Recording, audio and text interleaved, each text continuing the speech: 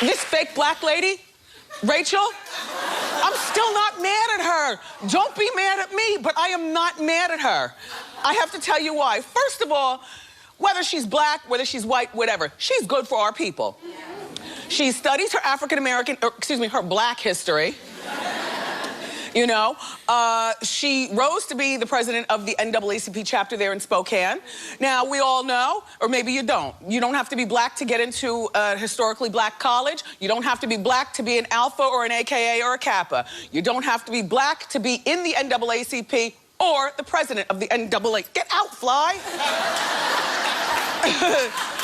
CP.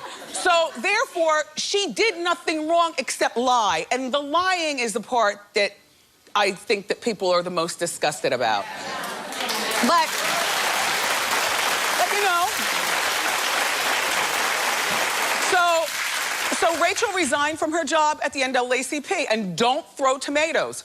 But I am mad that she resigned. Because she was still good for our people in the post that she had. All she did was commit a lie because she wanted to be down.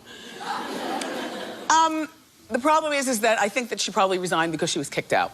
You know what I mean? Like the town and the club. She might have to move.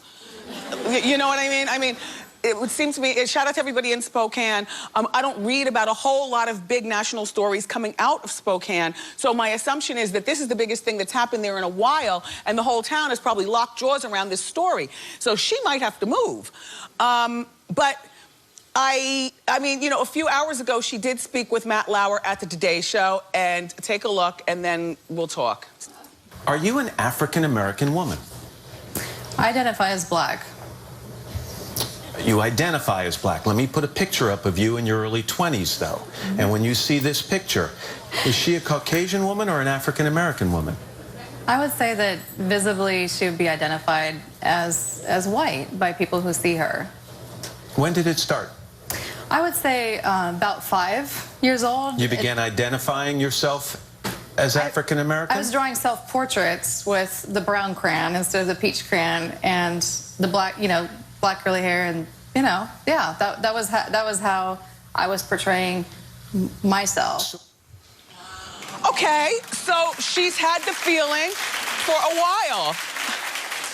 Lady in the front row with the mint green, you're not buying any of it, are you? You are sitting there in total judgment, like, oh, really? And so what's wrong with being white? No, but you know, to me, the most disturbing thing about the clip that we just saw is how many times Matt Lauer said African American. And that she didn't say Caucasian, she said white. Because here's my thing, I'm black. I don't use the term African American. If I do it, it's because you caught me slipping, you know? White people, I don't call you Caucasian, I call you white. And I think there's this whole politically correct thing where does everybody say African American but me? You know what I mean? And while we're on it, NAACP, that whole CP thing at the end, and you know I love your organization, but we haven't been colored people for ages.